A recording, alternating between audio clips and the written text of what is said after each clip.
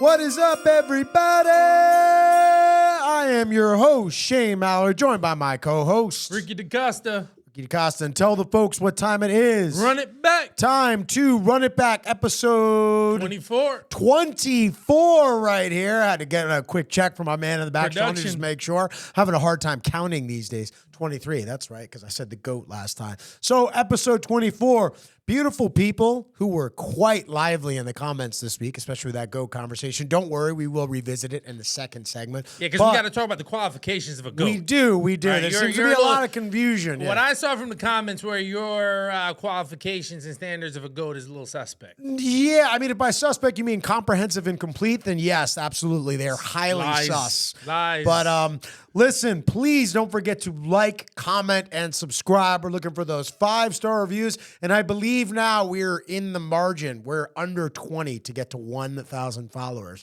So we're really close. Help us out here, people. But some news in the NFL this week before we get into the breakdown of the game and obviously revisiting that GOAT conversation. Got to talk about some of the hires. So the biggest news over the weekend that I saw, Dan Quinn gets hired, out over Washington. He will be the Commanders' new coach. A lot of different moving parts with this situation. Obviously, the Commanders are in like kind of a rebuild of their organization. He leaves Dallas. Dallas now has to go and find a defensive coordinator position too as well. Let me just start off or pose it to you this way. Do you think Washington made the right hire? I would have liked to have seen the offensive coordinator from the Lions, right? Brad Johnson, right? His name, right? Brad or Brian? Brian Johnson. Brian Johnson, I right? think it is. Yeah. I would have liked to see him as the head coach and what he would do with a young quarterback. He did turn it down. Now, there's some reports that he may have interviewed terribly. I like to think that you have such a good team with the Lions, right? If you're going to leave, make sure you have that quarterback solidified. Sure. Right? And so far, I don't think he's found that opportunity. Last year, he interviewed with the Carolina Panthers. He didn't take that job. Yep. So I think he's looking to work with a veteran quarterback, and that's why he may have turned it down. Johnson, you're saying? Yep. Okay. Exactly. Gotcha. So I think that could have been some of it. Sure. But ultimately, Dan Quinn is either their second or third choice, right? If you throw Bill Belichick in the mix. Did he even get an interview? They said they had a conversation, right? They had a conversation, but I think, and Vrabel didn't get an interview, I don't think. Well, listen, there's some questionable things going on with Vrabel right now where because of his physical stature. I know. Right? Well, yeah, we're like all these GMs were intimidated. It's strange. Big bad Vrabel walking through the door. Strange. Right? Like, again. Can he hire Diane Campbell? What sort of leader of men are you if you're afraid that the person you're going to put in charge physically too imposing? Physically too imposing? Yeah. Right? That sounds like that makes you a pretty And he's probably not going to be too imposing to the actual players. But listen, at the end of the day, right, you're hiring him, so you're in charge. You're the boss, but yet you're too intimidated to even have a conversation with him? I'm with you. Wild. It's a strange. Well, that was a rumor going around, apparently, that one exec was quoted as saying his literal physical build, like, intimidated people from even giving him like interviews. So that makes me wonder with Bill Belichick, right? His overall resume, his accolades, his prestige, the history of Bill Belichick. How do I hire someone I'm in charge of that's either physically more intimidating than me or if you're has more success? Exactly. Yeah. If you're half of his age, how can you really tell Bill Belichick what to do because he's forgotten more than you'll ever know? Sure. Right? So it's that type of situation.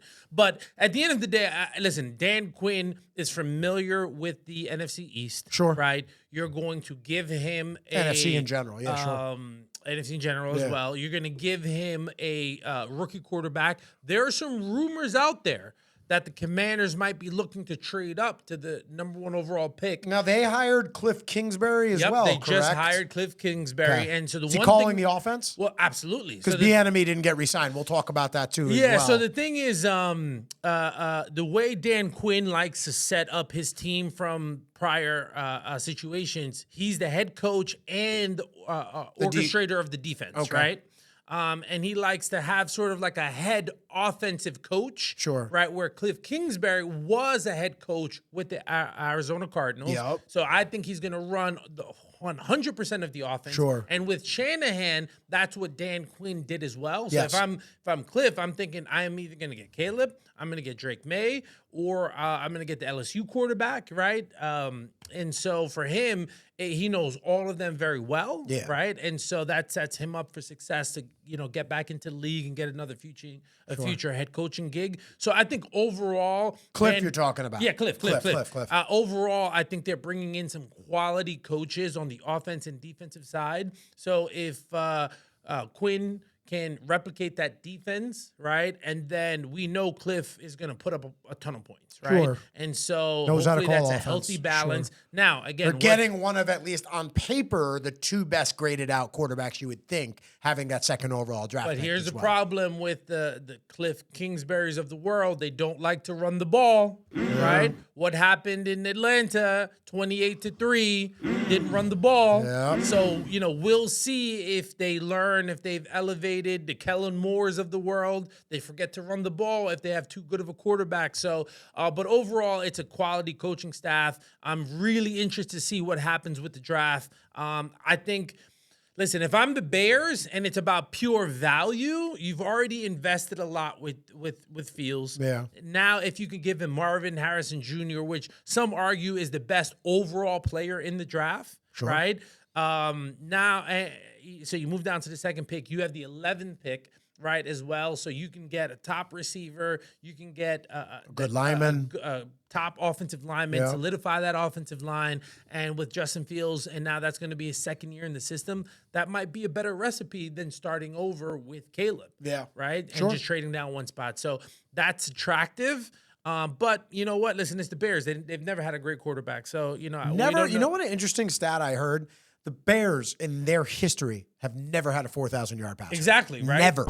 So, it's especially in today's NFL. That to me is like crazy. So my thing is the Bears, they should have got rid of the current coaching staff, bring in a offensive team, a Brad Johnson, right? Something like that. The defense did improve last year under him, but I hear you. But again, it's an offensive league, right? The It's defense is going to win the championship for you, but the offense is going to help you make the playoffs, right? So that's what I would have done, a clean slate, because what you don't want is you bring in Caleb, right? You fire the head coach, Eberflus, and then you have to bring in a new head coach next year. That's the same mistake they made with Mitchell Trubisky, right? Giving them a lame duck coach rather than starting fresh. Is it money issues? They don't want to pay two coaches. At the end of the day, it's sort of like the Bears shenanigans, right, is causing them to not have that top 4,000-yard quarterback. Sure. And if they mess this up, that means they passed on C.J. Stroud last year. Now they passed on Caleb Williams. And let's not forget, right, they chose Mitchell Trubisky over Deshaun Watson and Patrick Mahomes. They traded, too, for that. They traded to be traded up for Mitchell Trubisky. Correct. So I look at the Quinn hire, and for him, I think it's great because I think you're looking at something in Washington where whoever was brought in, you're probably getting almost like some what's the word I'm looking for? Some leniency in terms of like how this team kind of performs because you're in a full, utter rebuild. So I would say if you're bringing in a new coach and a new regime, you would think you're going to try to give that regime a minimum of 2, maybe 3 years to see how things really turn out. So he's kind of playing with house money in some regards. Yeah. I think the part that kind of shocks me somewhat, though, is you're a team like Washington looking at Quinn. And you and I were talking about this during the break. I'm a little surprised just because, one, his recent performance in the playoffs was not very good with the Cowboys, being as how they let up 48 points to the Green Bay Packers in that divisional round. Now, how much of that was due to a byproduct of him going and prepping for all these interviews, trying to go and get a head coaching job, which still, any way you look at it, is not necessarily great, but I get it. The man's going and trying to make the bag. But it's interesting to me. We're analyzing, we'll talk about the Super Bowl later and Shanahan's legacy. And Shanahan's legacy is so tied to that 28-3 comeback to the New England Patriots years ago.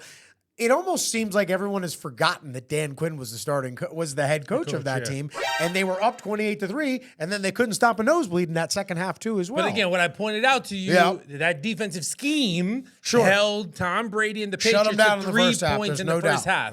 Right? I think where Shanahan gets to blame is that if he ran the ball a little bit more in the second half, right, the defense would have gotten the rest. Right, you would have shortened the game.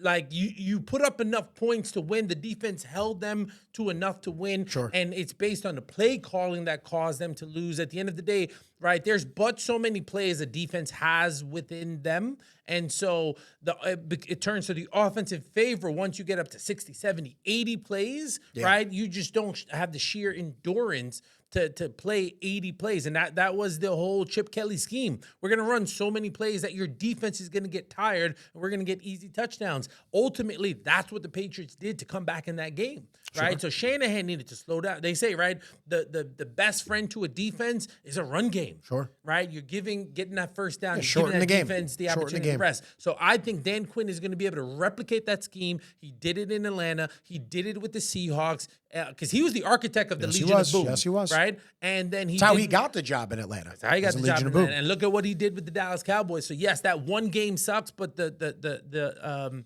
spectrum of what he did over the overall 2 years, right? That's unbelievable. So, and Washington, they really were questionable on the defensive side. Sure. So if all of a sudden now you could get better with less talented players, and then bring in because there's no question he's a good teacher of defense. 100%. He'll be able to teach an effective scheme. Listen, it's about speed, right? It's about quickness, right? It's about tall and lanky, right? So he'll be able to replicate a scheme on the defensive side. And now you have Cliff that's going to have air raid and throw the ball over the place. So, right, you're going to be able to score and shut teams down, right? So if they can get a balance, right, and they get the right quarterback and they can it's going to be interesting to see how the team builds out. I just can't say I'm not shocked that when you had guys like Vrabel or Belichick out there too as well, and you're a rebuilding franchise, you wouldn't even probably look in those directions. It just kind of shows you there's a real change in the guard, or to your point, some of these higher ranking execs are kind of intimidated to bring in a guy, especially like a Belichick,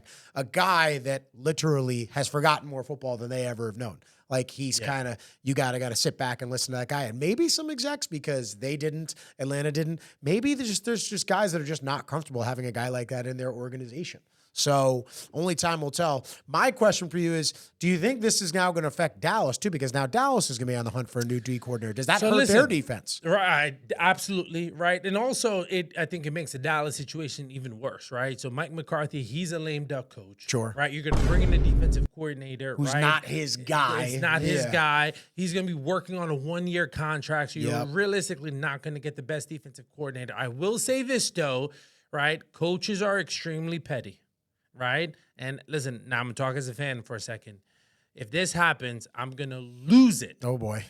If Wink Martindale goes to be the defensive coordinator of the Dallas Cowboys despite the New York Giants and Brian Daboll, I'm going to lose it. Yeah, I'm going to lose it. That'd be a tough one. That defense, not the offense, that defense, right, is the reason why they won the games that they did and they were in the games that they were in. Right? Talking about the Giants. The Giants. Yeah, 100%. Right? Look at how much Kayvon Thibodeau developed right? in his second year, too, as well. Whatever the issues were, right, the development and the progress of the defense, right, it wasn't worth it. We're going to find out. Sure. So if they don't, if Washington has a better season or progresses, right, that's going to be a problem because Eagles are going to come back. Dallas is still going to be good. Yes. Right.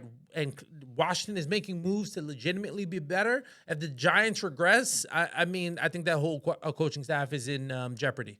Yeah, and listen, with the Giants, the coaching staff, the fact that Wink left definitely has me a little bit worried about the franchise. They have other problems too as well. They have to figure out their offensive line. Now, one good rumor I did hear was that apparently the conversation is going to be had with Evan Neal about moving to guard, and the Giants are going to be looking to get their future right tackle. Yeah. So if that happens, that's music to my ears, because this is no disrespect to Evan Neal. He's just not a right tackle. He's not the guy. Based on what I've seen, he's not a top 10 pick. I think he could play guard because I think it's less movement inside, and I think he'd be good as a run blocker. I think pass blocking wise be easier for him because he's going to have help to either his right or his left. Yeah. I think it makes it a little bit easier on him, but they got to figure out their O-line and so many other pieces. The defense seems to be a work in progress, but it's in the right direction. They got to figure out this offensive line once for all. We've been watching this for 10 years. It's been far too long.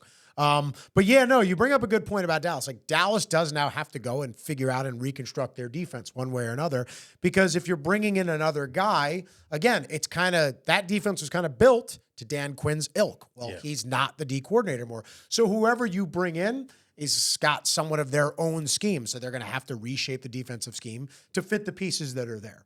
Now, the Seahawks went and hired the Ravens DC, McDonald. We're having a slip up on his first name. But did you like the hire? Love the hire. Okay. Love the hire. Again, Ravens defense was very good this year. Phenomenal. So. That defensive scheme. I told you they brought in the Eagles cornerbacks coach, DBs coach to teach those DBs. That DB coach now is a defensive coordinator with Tennessee. Think about it. Like that scheme shut down the 49ers. Sure. Now that's the division he's going to play in. Right? That defensive scheme dominated so many teams throughout the year. Lions, and it Dolphins, dominated playoff teams. And it just wasn't one unit, right? Oh, no, it was across the defense. Like multiple players had sacks, interceptions, turnovers, right? Yep. So they had it all. And remember, he also coached at Michigan, right? And so he's very familiar with some of the younger players as well coming up in these future drafts. So I really like the hire. I think he's a super intelligent guy. One of his first moves was to bring in his former teacher, Leslie Frazier, former defensive coordinator and assistant head coach from the Buffalo Bills, right? Was head at Minnesota for a while, right? Yep, and he was at Minnesota for a long time. So I think he's already brought in experience, right, to help him, someone he trusts. And so I just think it's he's already making great decisions. We're going to see what he does on the offensive side. But I love that for the Seahawks. I love that for their future. They just need to get a quarterback now. And, that future is looking up because they got the running game, the strong offensive line. They have talent. Now it's just about utilizing it. Yeah, listen, I agree with you. I mean, anytime you can hire somebody from like the Ravens, who are a first-rate organization, they always seem to produce very good coaches. You can get a guy like that who led arguably the best defense in the NFL this year, the Baltimore Ravens. I think you have to look at that as a win-win in your hire. So, I mean, first of all, best of luck to him and the Seahawks. You know, that's a talented team. They have some young, nice pieces. They definitely got to get the defensive side of the ball figured out. O-line, couple of questions too. But the Seahawks are a team that's like, they're a couple pieces away, too, from like being a true competitor, especially in the NFC, which is clearly the weaker of the two conferences, as we've been watching. And think about this, right? The Arizona Cardinals, they got better on defense with their head coach. Absolutely. Right? Kyler Murray is coming back. Right, the Rams are going nowhere. Oh yeah, absolutely going nowhere. That's my team to watch next year. The 49ers aren't going anywhere, right? So the Seahawks needed to make a big move, and I agree with them that it should have been on the defensive side. Yeah, because with that division, it's going to be about stopping teams and being in the game. Yep. That type of coaching scheme is going to keep them in the games. Now, conversely, I am extremely worried about the Baltimore Ravens. Okay, right, and not is there a window closed, right? But how far of a setback are they going to have from where they were this season? Yeah. Right? Because Joe Burrow is coming back. Right? The Steelers are just a quarterback away. The Browns got a hell of a defense, right? They'll finally have Deshaun Watson fully healthy, right? And he'll have. I don't know if that's a plus or minus yet, but I mean, we'll see. It's a full off season. I got you. He didn't play football for 2 years. You're in court. His priority was elsewhere, right? And the Browns were very good this year, not even having him. And exactly. So just imagine if he's actually has his head in the game, what he can do. And again, right, that not only is that division, that conference is very good. Let's see what the Jets do, right? The Bills aren't going anywhere. We'll see what. And now a big thing is, right, hey, I mentioned this before, right? Stephon Diggs, Josh Allen is their problem in Buffalo. We're hearing rumors now of, Diggs might wanting to be traded.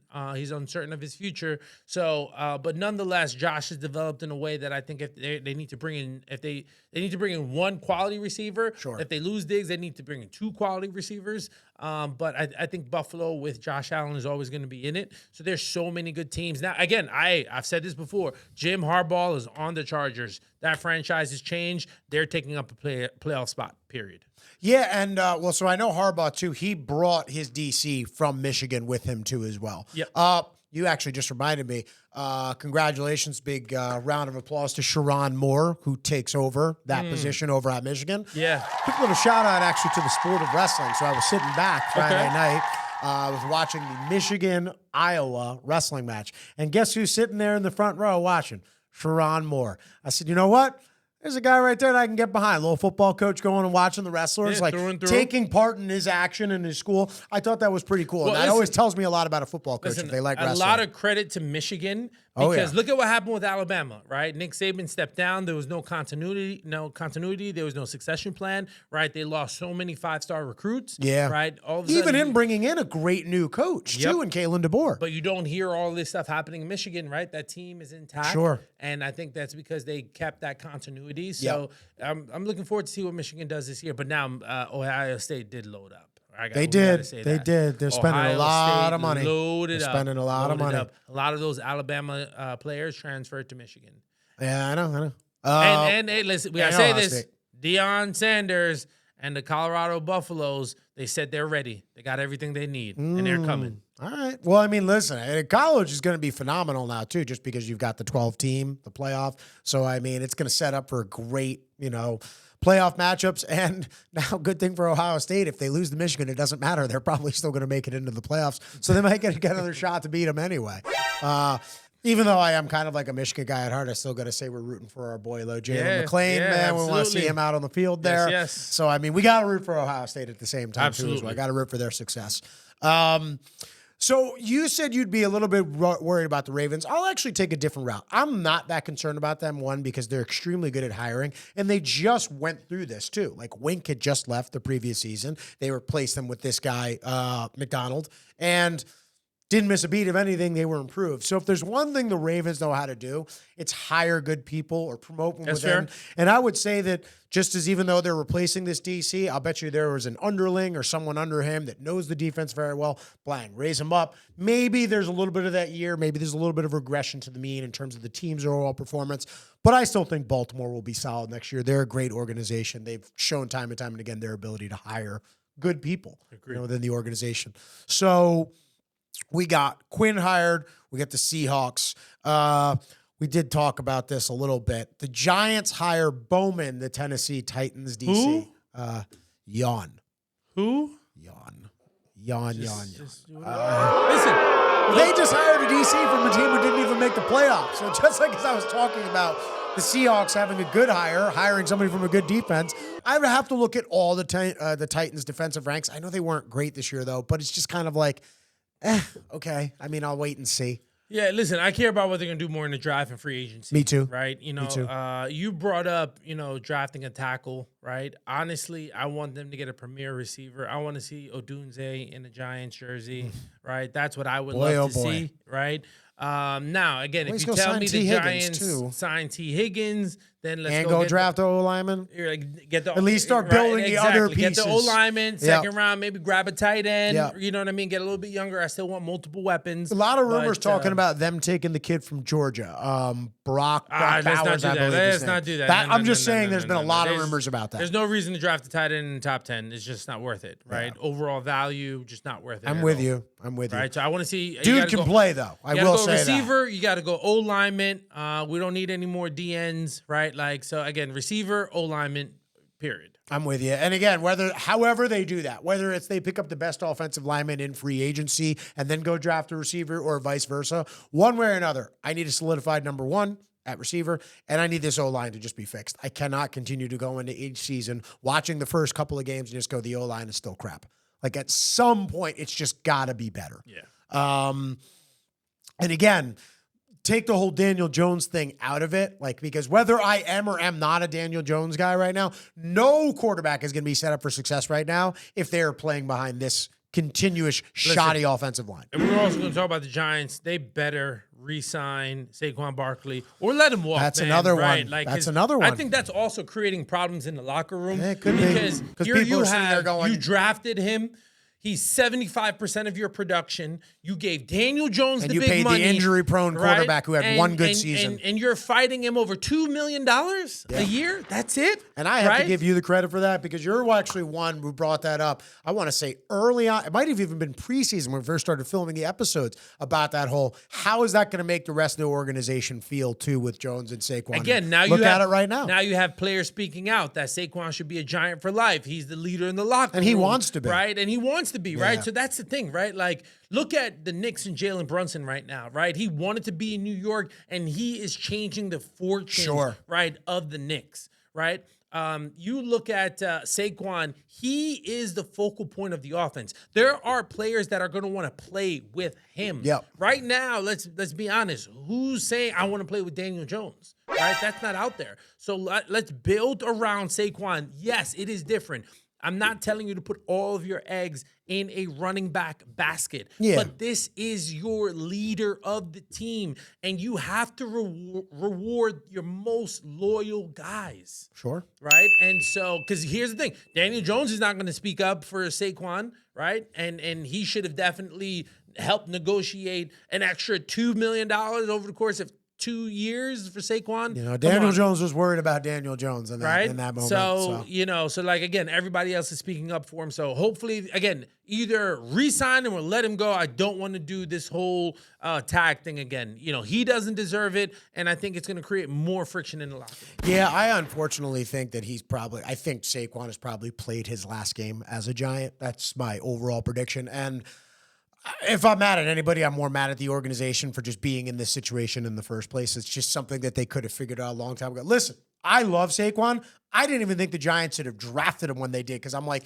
you don't draft when you're a team who's last, one of the worst teams in the league. You don't draft a running back high. You just don't, because you weren't a running back away from being a competitor. So they were 5 wins the year before they drafted Saquon. They were 6 wins the following year. But here's the thing, right? So, but you do need weapons. Of course. And it was clear that Saquon was a weapon. Sure. Again, I think the regret is trading and OBJ. Listen, butts in the seats too as well. Someone for the people to watch. But again, we need weapons, right? We had OBJ. We had Saquon, right? If we added a third piece, right? And hey, listen, don't forget this. We had Evan Ingram, right?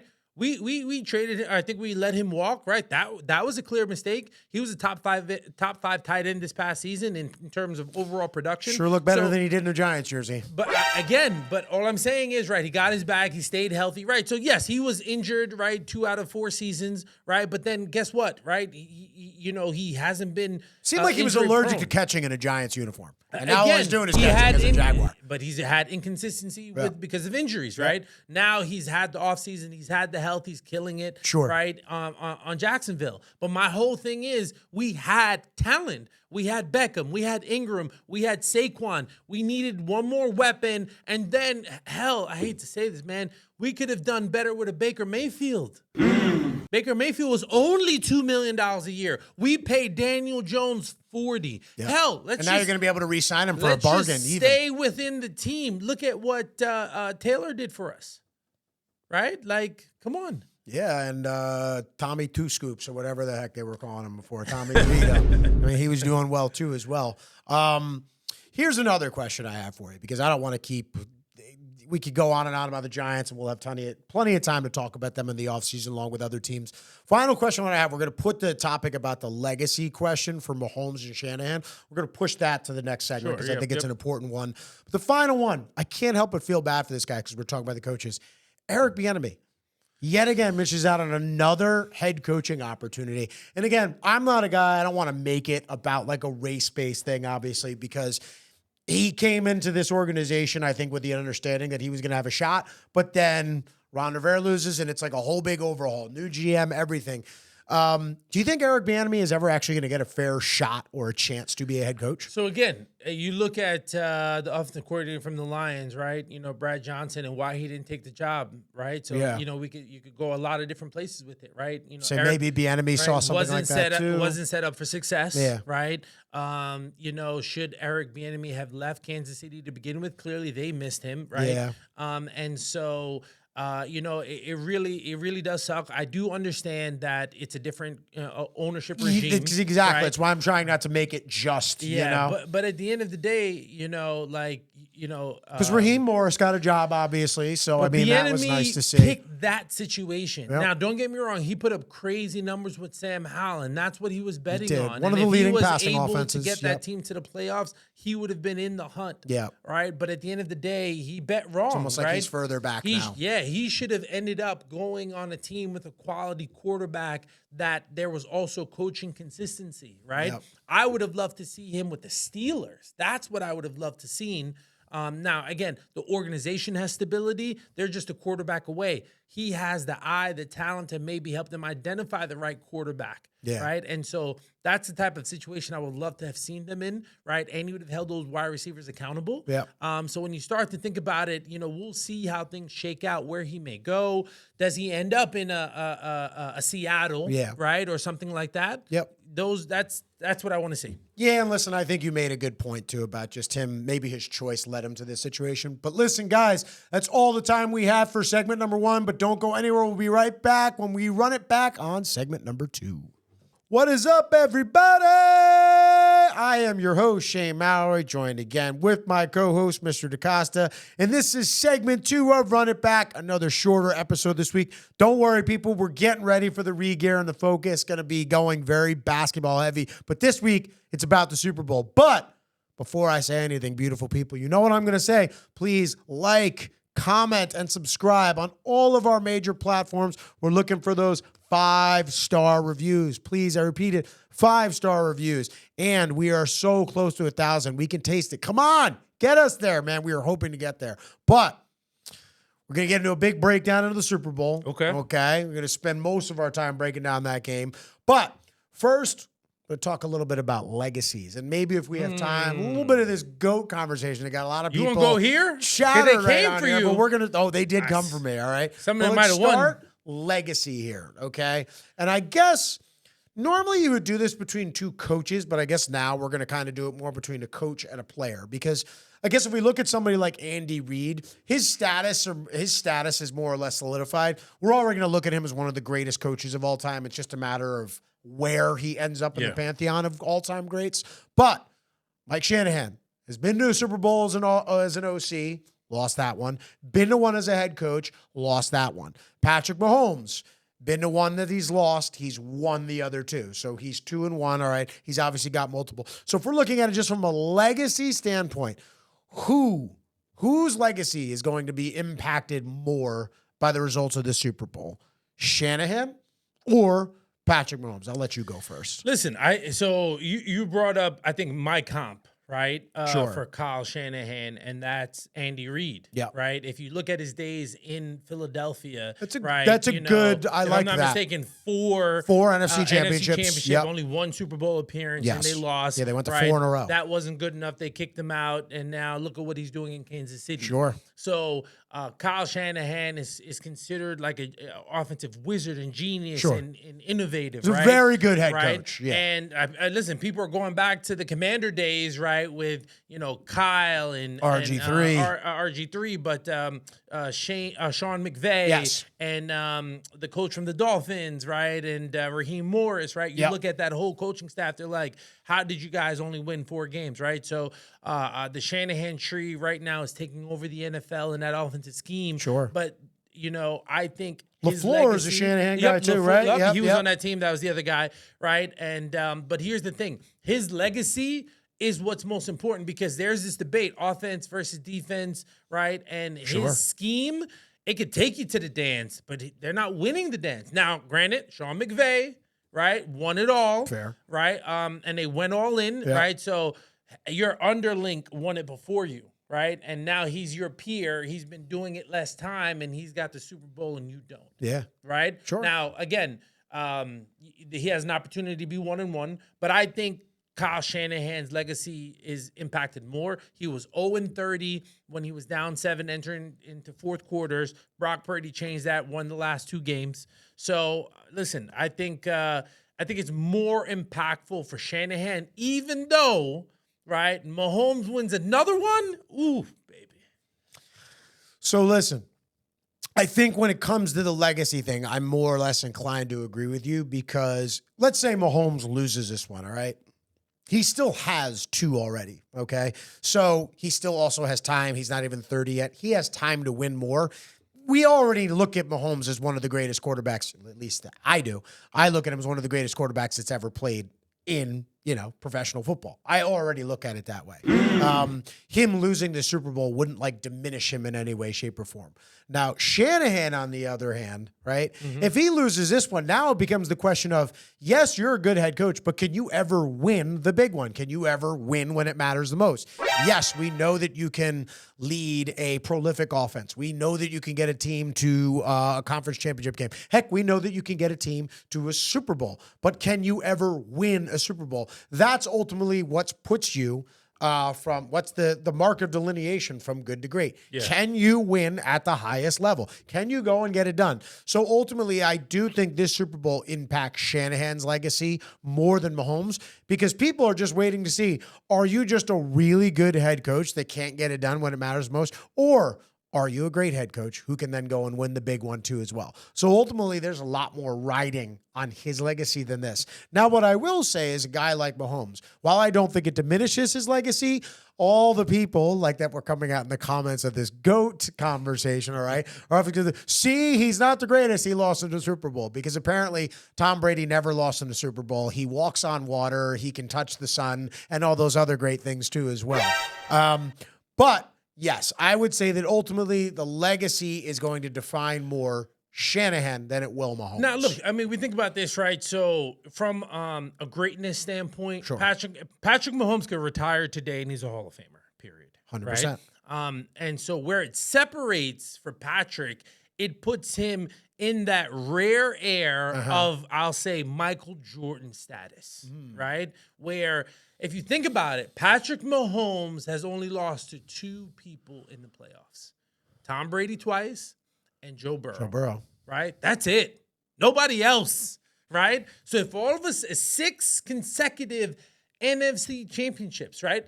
AFC championships. So if he wins 3 out of 4 and he's not even 30, like, what if he wins 3 in a row and he's not even 30? Listen, and we can easily say this is the worst offense he's ever had. Absolutely. Right?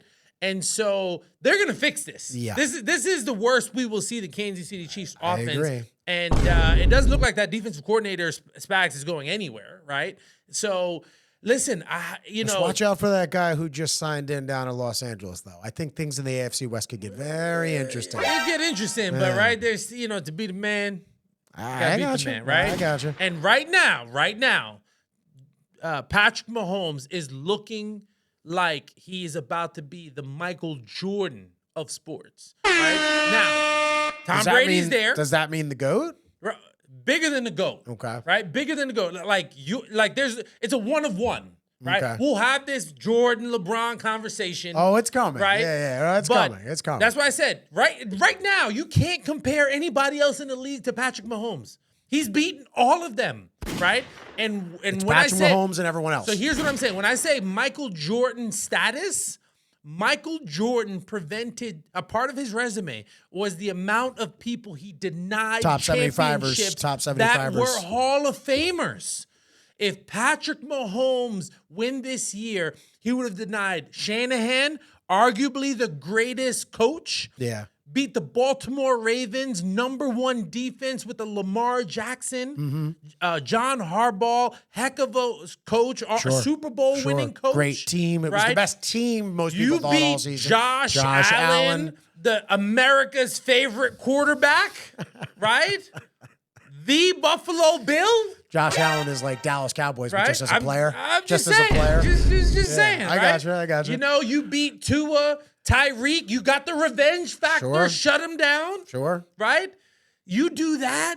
And again, the amount of people so far that he's denying. We forget about Justin Herbert because he ain't doing nothing. Right? Yeah. He'll tease him during the regular season. Sure. But, he don't even come see him in the playoffs, right? Now, Joe Burrow got something to say because he's I like me some cool Joe. Right now, Joe Burrow's one of 2. Yep. And the other man is the greatest, right, in the NFL, right? So that's my only thing. If he wins this one, he's getting into that Michael status, that Jordan status. It's going to be that Mahomes status. The amount of people that he have denied getting to the chip. Sure. Oh, yeah, man. Listen, that matters. So we're in agreement then, legacy-wise.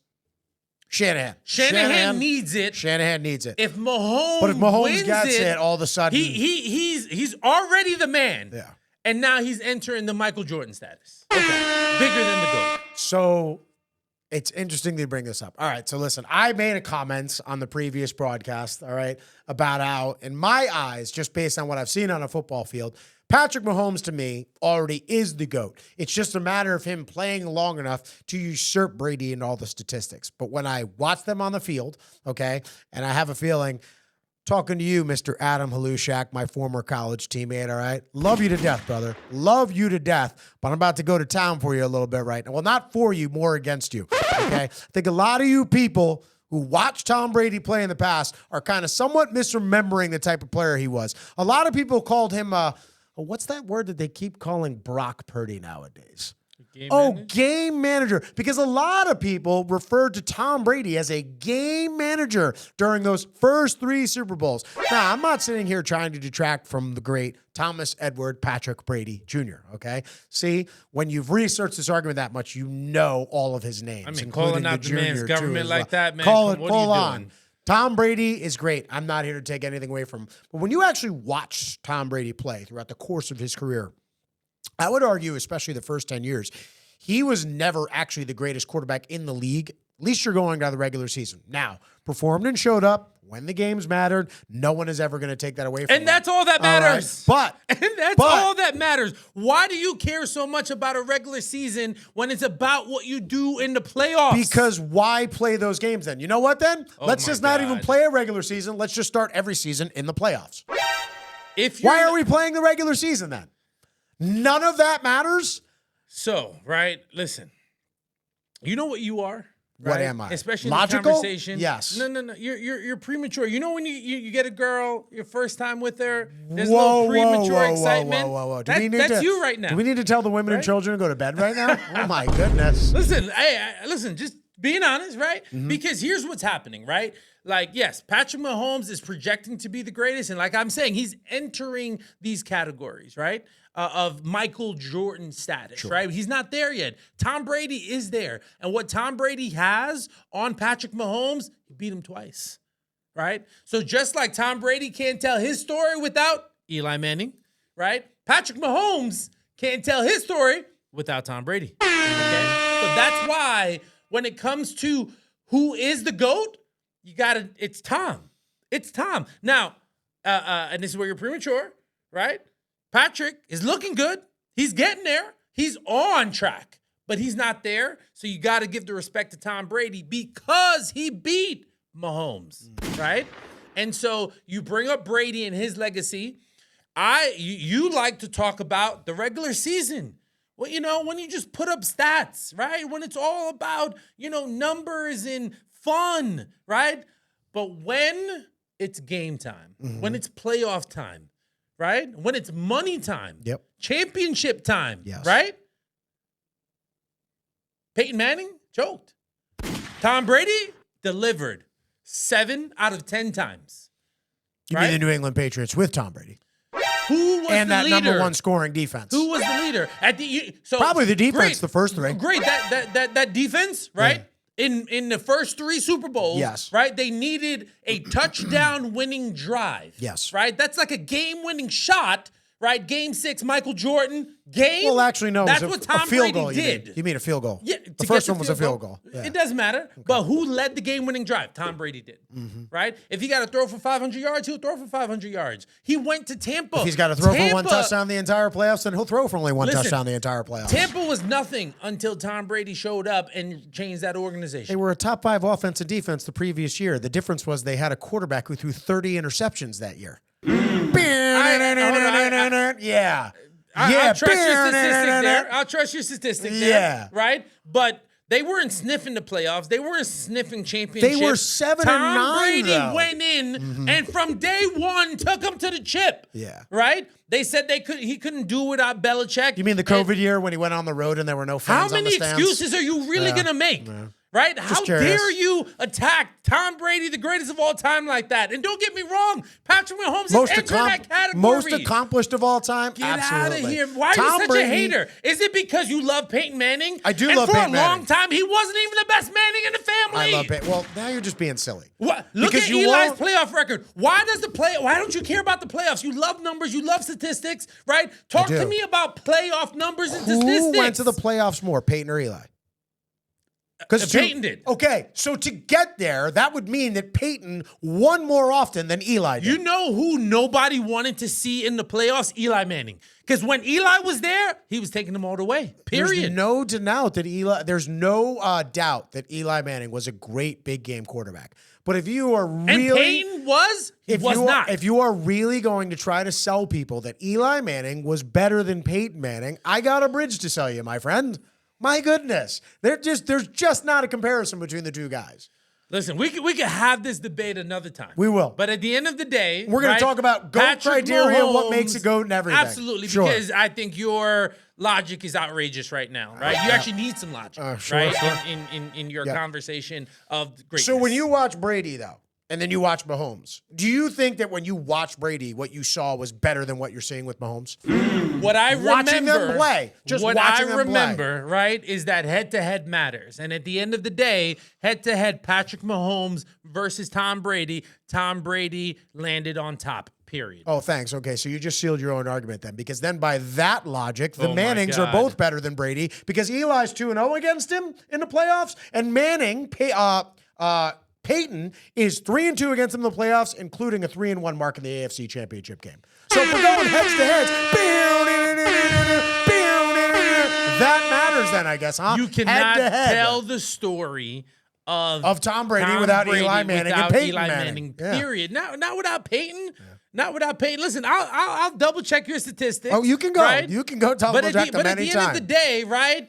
7 rings. I don't say stats if you that are aren't true. If you're the greatest quarterback of all time, Mr. Peyton Manning, how come you only have 2? I don't. How come you only have 2? Why? Because Tom Brady was there. Yeah, and I guess Peyton was not as blessed to play on the most well-rounded teams compared to Tom. And Peyton had the best offensive of all time. And you know what's funny? And Tom Brady still took him down. I'll take a greater defense over a greater offense because you're not asked to score as many points.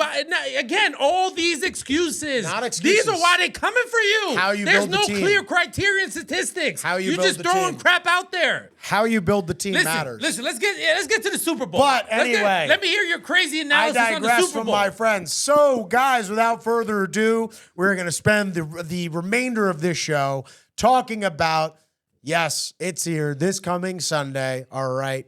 The Kansas City Chiefs against the San Francisco 49ers, a rematch from 2018, correct? That was when they played? 3 years ago, if I'm not mistaken. So was it 3? 2021? We'll double check on it, but I know, okay, so I know that they've played within recent memory in a Super Bowl. So 3, maybe 4 years later. 4 years, maybe it was 19, I'm not sure. But we'll figure it out. We'll have our member of production get on here. But huge game.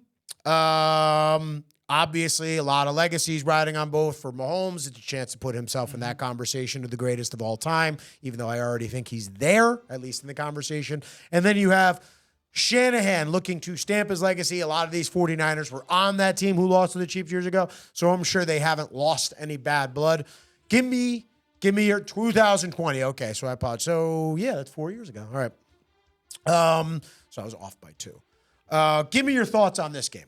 Listen, Vegas has it as a 2.5 favorite. 49ers favorite, which I think is kind of crazy. But I absolutely think it's crazy because there's what I watch and there's what everyone is talking about, right? And everyone's talking about this is the 49ers Super Bowl. Brock Purdy, Kyle Shanahan, right? CMC. Everyone is focused on the 49ers. And here's what I know, right?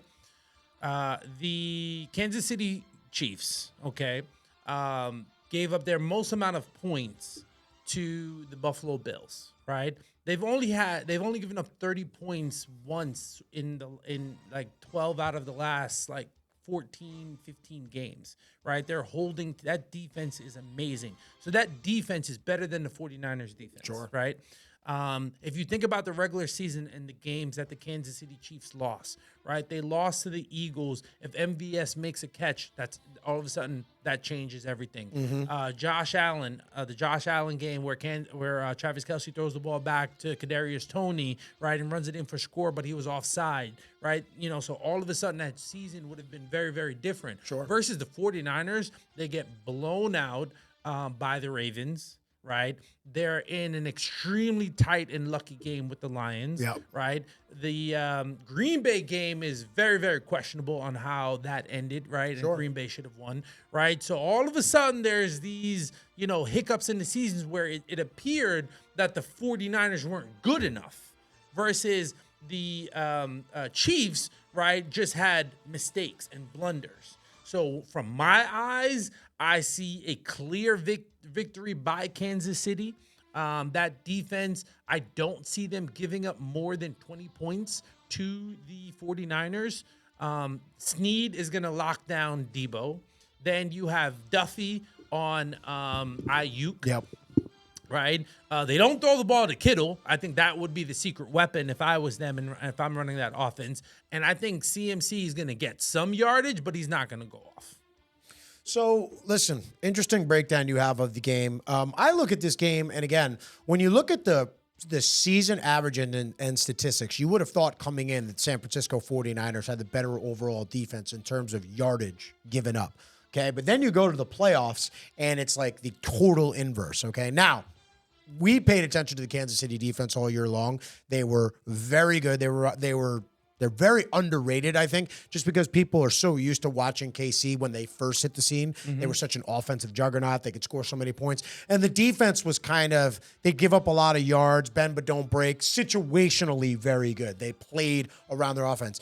The identity of the team has totally changed now. They really are a defensive-led team with an offense that is designed to just make enough plays to go and win. Case in point, that Baltimore Raven game. They made the plays, they got the lead they needed to, and then they basically just played keep away in that second half in a game of field position. So when you look at the 49ers in regular season, they weren't even giving up 100 yards rushing a game. Right now, they're giving up almost 160 yards per game, and that's 2 games, okay, in the playoffs. So right off the bat, I just look at San Francisco from a defensive perspective, watching them. You already point this out. They really struggled to stop the Packers in that game, and they really struggled against the Lions until the second half, okay? They still gave up 31 points in that game, too, as well. So when I look at that, and then I look at KC, I think this is really KC's game to lose, because I look at KC and I look at their defense. I think they will sell all out on stopping Christian McCaffrey in the San Francisco 49er run game. They will come into that game and they will say, we are here. You are not running the ball against us. If you're going to beat us, Brock Purdy's going to have to step up and throw the ball about 25 to 30 times and go and beat us. He's going to have to prove that to us. You brought up the matchups too as well. They have 2 excellent corners to go and take out those 2 pass-catching weapons. I'd say the biggest threat for them is Kittle. Do they have somebody to go and line up against Kittle? I know some of their linebackers a little bit banged up.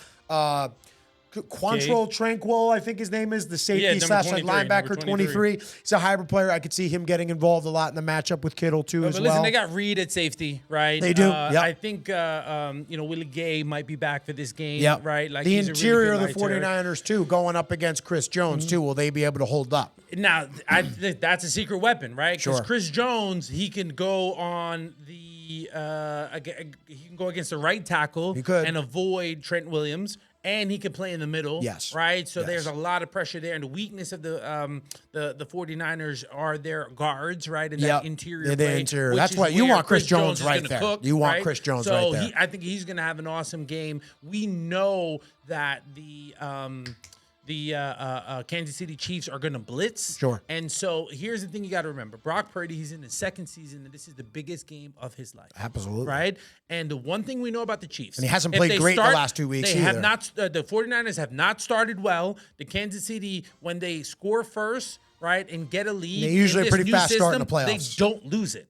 Right? Sure. So if the 49ers have to play from behind against that team, I'm worried we're going to see an outcome. Ravens 49ers. But Ravens Chiefs, where the Chiefs dominate. Interesting. Dominate. And remember this, Andy Reid coming off of a bye with 2 weeks to prepare, right, has like an 85% winning record. right? So he's phenomenal. You're giving Spags 2 weeks to prepare for them. And so the one thing about the 49ers as well, and Kyle Shanahan, how much is he going to change up his offensive scheme, right? Because defensively, I'm already concerned. But offensively, I think they're going to be able to neutralize them enough. And the Kansas City Chiefs in the past have proven not to run the football. But during the playoffs, I was just the about rushing to say, attempts they're running go the ball up tremendously, Yeah. right? Pacheco would get 8 to 12 carries. Pacheco's getting closer to 15 to 22 carries now. And so, and if I'm not mistaken, Kansas City running backs, right, go over 100 yards in about 70% of their games. And so McKinnon is coming back for this playoff game as well. So they're going to have even more weapons. Who's going to stop Rashid Rice? And again, let's be honest. Travis Kelce, as much as I love Fred Warner and Greenlaw, they're not going to be able to stop Travis Kelce. I'm with you. And I think, honestly, it's so funny because as many different stars and elite playmakers as there are on both sides for these teams, I really think it just comes down to good old line of scrimmage football. And I think this game is really going to come down to who can run the ball better. And based on what I've seen in these playoffs, I think San Francisco has a major problem on their hand because they have to come into this game and they have to be able to stop Kansas City running the ball because Kansas City has shown at least a commitment to consistently go after running the ball. And San Fran has had trouble defending the run in both of these two playoff games. They struggled against Green Bay and Aaron Jones. They struggled against Detroit and their multiple backs. You know Pacheco is going to run hard.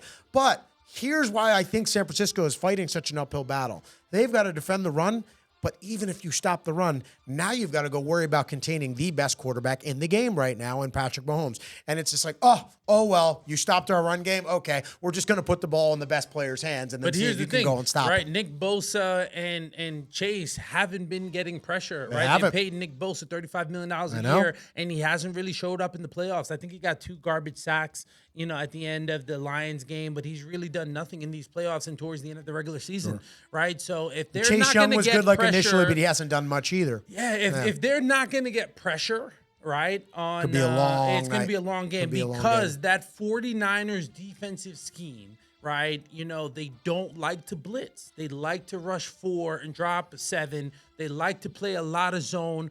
Patrick Mahomes, Travis Kelce will carve up zones. Sure. Right? Patrick Mahomes, if you blitz him, he's going to kill you on the blitz. So pick your poison. Yep. And unfortunately, Steve Wilkes, the defensive coordinator, he doesn't mix it up enough. Sure. Now, he was able to confuse Goff in the second half. Yep. You're not going to be able to do that against Patrick Mahomes. And the reason why the Lions had so much success in that first half, they knew what they were running between zone and man every single play until the second half, and they dominated. If you give that to Patrick Mahomes, he's going to carve you up. No, listen, I hear you. And I think the other thing, too, is you got to look at what these teams kind of faced most of the season. And listen, I'm not trying to take anything away from the 49ers. They were one of the best teams in the NFL for the majority of the season. But here's one thing I will say. The NFC is weaker, and when they played good AFC competition, they struggled. Ravens beat the brakes off of them. Browns beat them, okay? So again, I've seen the Bengals went into town and beat them by 10 points. Yeah. So all I'm saying is the 49ers struggled against the AFC competition. That's all the Chiefs are used to playing against. They're used to that. And they went and they beat the Ravens in their house. So they're going to be flying in extremely confidently too. From a physicality standpoint, they more than think that they can hold up and play physically with the 49ers. So I just see all the things stacking in KC's direction in this game. And again, I just think San Francisco has more to prepare for. They already have to go and stop the run game, okay? And then they have to go and stop the game's premier quarterback right now playing in the league. I don't think San Francisco can't win. I just think they're playing a tremendous uphill battle. Listen, I think this is going to come down to pressure, and the 49ers have more pressure on them. And I think, to give a score to the game, I think the Chiefs win big. Okay. I think regardless of how you see the score, I think the Chiefs are going to win by 10 points. So I see a 30-20 game, Kansas City Chiefs, or it's going to be 27-17 Kansas City Chiefs. What about you? So here's what I'll say. There's one part of me, I'm going to pick the Chiefs, okay, for the record, but the one part of me that wishes for the 49ers to win is the part of me that has always sat there and said that you can win a Super Bowl without your quarterback being your most dominant or best player. That's something that I've always believed in. That's the only part of me that would somewhat root for the 49ers to go and win this game, because they can't win that game and then people come back and say that Brock Purdy is their best player. I'll say he's this simply not. again. Only 2 quarterbacks have beaten Patrick Mahomes in the playoffs. There you go. Tom Brady, and he's retired. I hear you. Joe Burrow, and he's at home. Yep. Kansas City Chiefs and Patrick Mahomes win it big. Travis Kelce proposes on a 50-yard line. Oh, wow. So listen, man, you cornball. Hey, I'm just So saying, here's my it's a thing. movie. Final It's take. a movie. I am looking forward to what hopefully is a competitive game. I want both teams to just be at their absolute best. I do want to see a good game. But my final verdict in this game, San Francisco can score, so I'm going to give them that. But I just think KC is going to be too much. I think their defense is going to make timely stops when they need to, and I just don't think they're going to. I don't think they're going to have an answer for Mr. Patrick Mahomes. So the final score: Kansas City Chiefs 31, San Francisco 49ers 24. Okay. All right. And that wraps up this week's episode. But don't miss us when we come back next week to recap this game. But I am Shane Mallory with Ricky DaCosta. and we are signing off until next week when we Run it back. Run it back.